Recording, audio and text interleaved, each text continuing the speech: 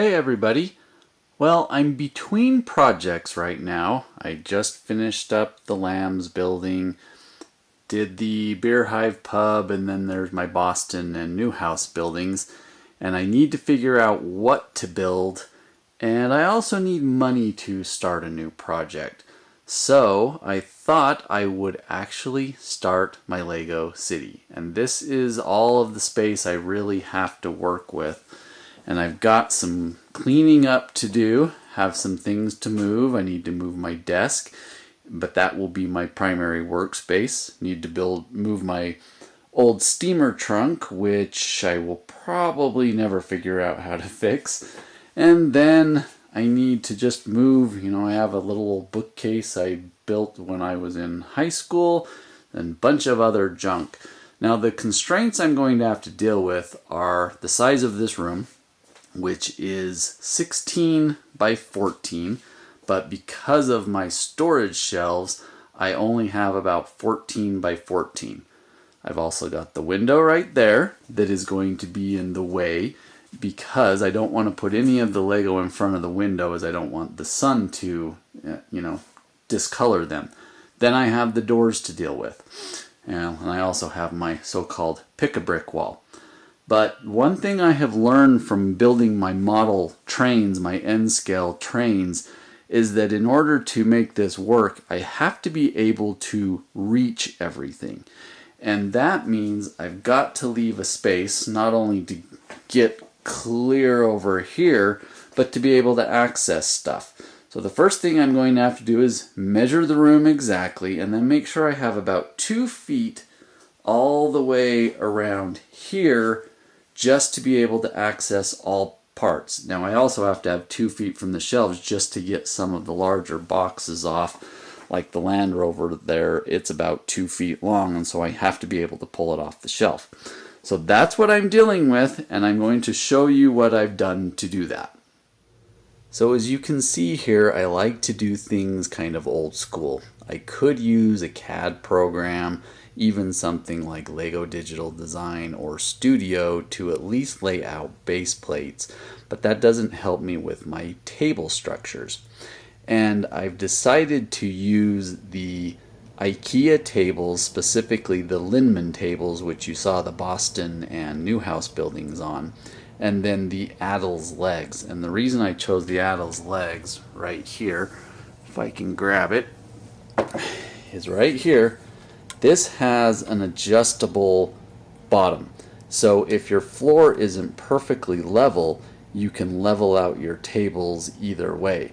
And overall, these are fairly inexpensive tables. Now I could build my tables with plywood, but then you've got the bulk, you've got the mess in building, and the bigger your tables are, the less options, or the fewer options you're going to have when you're actually kind of putting all of your tables together.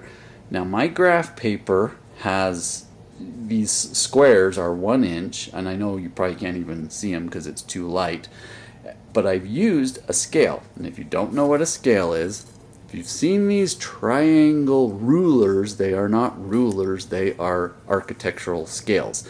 And I've used the 10 mark setting so that each of these squares is technically 10 inches. And the reason I did that is because a base plate is 10 inches. So that way I can actually see how my base plates fit out. Then I drew my room, have my doors here, my windows down here, and this graph paper isn't quite big enough to fit, but then I'll show you what I did from there. Okay, I hope this works because it's kind of an awkward angle that I'm working with. But what I did is, using my same scale, I measured the 4 different options that we have for our IKEA Linmon tables. And they vary in size. This one is roughly 40 inches by 2 feet. This one is roughly 4 feet by 2 feet. This one's an odd, just about 5 feet by 3 feet. And then this one is about 80 inches by 2 feet. It's 2 of the smaller tables.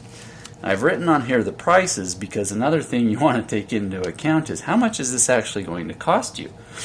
These little ones are almost always on sale for about $9, and they require 4 legs, and the legs are $4 each. So one of these tables essentially costs, you've got $16 for the legs and 9, so they cost $25. 2 of them is $50. You compare it to one of these actually require 5 legs because they need one in the center to hold it up. These end up being $18 more than 2 of these. And with these, I'll show you, I'll grab 2 of them. You can make the same design. You can go end to end. You can go this way. So this gives you a lot more option than one of these do. So I immediately eliminated these from my plans. And then you have these 2, obviously 4 legs each, but this one's already $14 more, and this one is $21 more. And again, you have the same issues with the flexibility of the bigger tables. So I decided, in part because I've already got my new house in Boston buildings on these smaller tables, to go with these entirely. And then what I did, since these are all to the same scale, I started putting them on my room. And I have some dead space there, but that's okay. I could fill it in with one of these, but it's probably not worth the cost for the 10 inches more I'd get. And then I can start playing around with the space. Now, I said before, my sheet's about a foot or so off of what it is, so I can have this hang over. And then I have just decided to kind of start stacking these. I don't think I cut enough. Imagine there's one there. I can go there, and then if I want to, I could actually buy one of these because it should fill in this space perfectly. And then I would have a fairly big layout. Problem with putting this one here is, again, if you've ever seen any of my train layouts, one of the reasons I took it apart is when you get to these spaces right here, this is more than 3 feet, and it's quite hard to reach in and work on something that's in the center of the table. So I haven't actually worked on this with Lego, but with that experience with my trains, I know that could be a problem. So unless I have something that I can reach or push in from the sides, I don't want to build too much in the middle if I've got something like this where I can't reach it. But this provides me, that's only about 1.5 feet, kind of a tight squeeze, but at least it gives me some access. You really would like 2 feet of space, so I may not put one of those in at all. And I may even be able to go a little further this way, but I'm afraid if I go one more table, I'm not going to be able to get around or put my desk over here, which is where I'm planning. So this is the beginning of my Lego city. Stick with me, and I hope I have enough space to actually have a nice little city and don't run out of space too soon. I will see you next time.